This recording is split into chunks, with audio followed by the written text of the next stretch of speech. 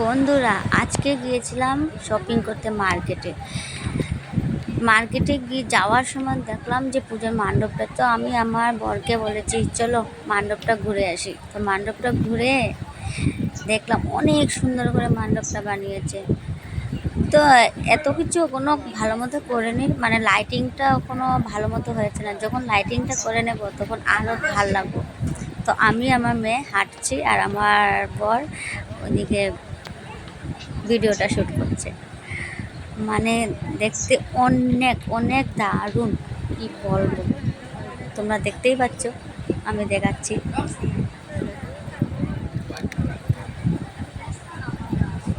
ভালো করে তো এখনো হয়নি, এই যে কাজ চলছে, ওরা কাজ করছে। আমি ওদেরকে বলছি যে আমাকে ঢুকতে দেবে, আমি ভিডিও করব।